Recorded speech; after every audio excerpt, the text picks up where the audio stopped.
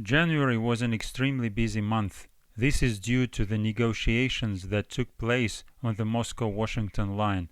The whole story began last summer, when the presidents of the two countries met. Then the process began, which some analysts called transferring the world championship. The United States of America folded its world police regalia and left many regions of the world. For example, the United States left Afghanistan very quickly.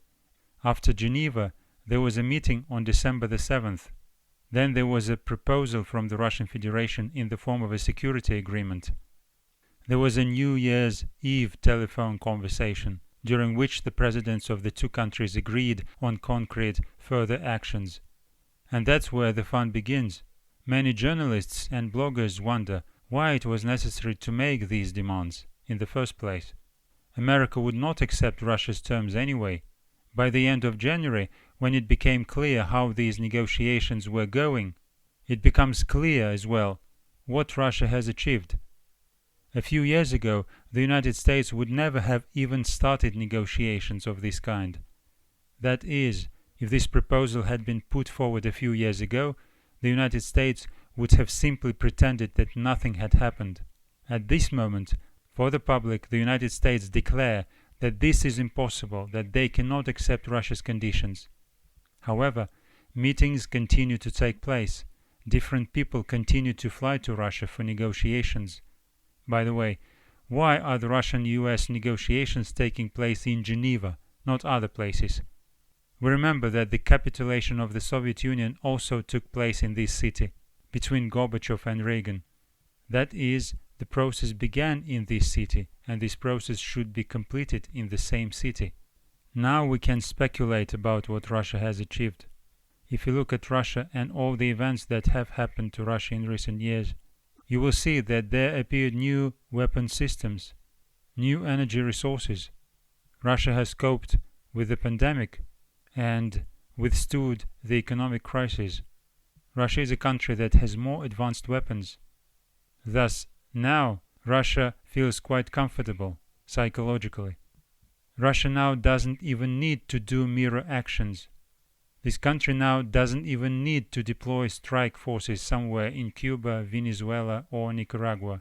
Russia now has systems that make it possible to solve military tasks without any old ballistic weapons systems. When the Russian leadership said that a blow would be made to the decision-making centers, it was not an empty phrase. This refers to the use of weapons that are ahead of Western weapons for decades to come, according to American and British experts, by the way. When Russia as a state put forward a sentence proposal, some people called it ultimatums, because Russia acts from a position of strength. It is not just about weapon systems, it is also about space, where Russia is a historical leader. This country conducted a number of tests using weapons that are capable of destroying enemy satellites, not only in low orbits, but also in high orbits, where there are navigation satellite systems, where there are satellites responsible for geolocation of the armed forces, various aircrafts, and so on and so forth. It turns out that when Russia puts up draft agreements in the middle of December 21st, this country demonstrates that it's ready for any response from the West. Imagine an impossible thing, that the Americans said that they understand that over the past 30 years they have gone unhinged, that they have crossed red lines, that Russia's demands are legitimate enough, and that the United States agree to roll back not only beyond the borders of the former Soviet Union, but they are ready to roll back to the moment of the destruction of the Warsaw Pact. If the Americans had said so, then mutual obligations would have immediately arisen. In other words, for this retreat, Russia would have had to give something in return, and it would have been necessary to conclude such and such new additional agreements. And what happened now? The United States and the collective West need to save their face. The Russian leadership understands that the West is experiencing enormous problems: humanitarian, energy, political, medical, and so on. In order to save face, the collective West openly rejects Russia's proposal. What does this give Russia?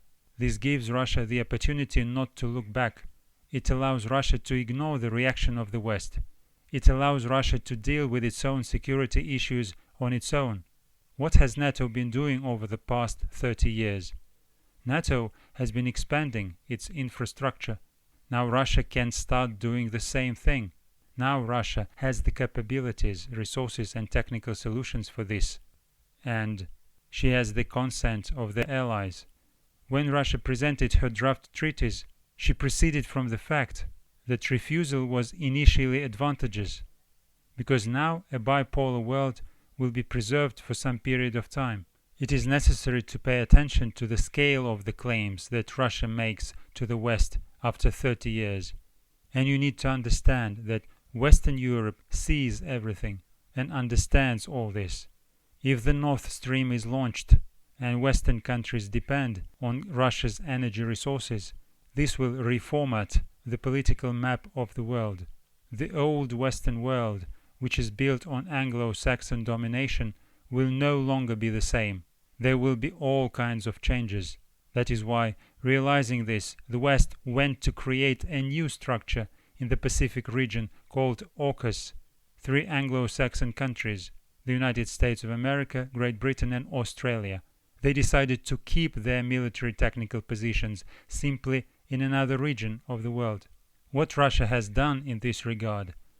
Russia has to some extent split the countries of the Western world. For example, Germany refuses to support the Ukraine regime, and Italy also takes a special position. France, with its energy sector, also takes a special position. Of course, this is not mentioned in the media, but it is also noticeable that there are differences between long-time allies, the United States and Great Britain, because Great Britain understands that United States are becoming world power number 2 after China. Considering all said above, it seems that the war between Russia and Ukraine would help the West.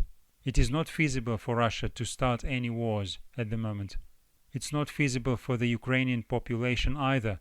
Therefore, Russia insists on reducing strategic weapons in Europe, and the West imposes on its population the idea of Russia attacking Ukraine.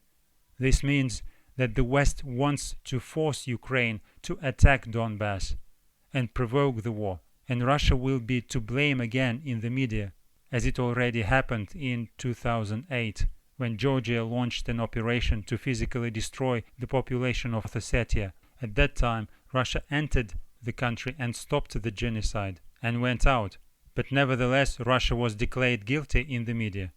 Well, wars are always first created in the minds of the population, and then the hot phase begins.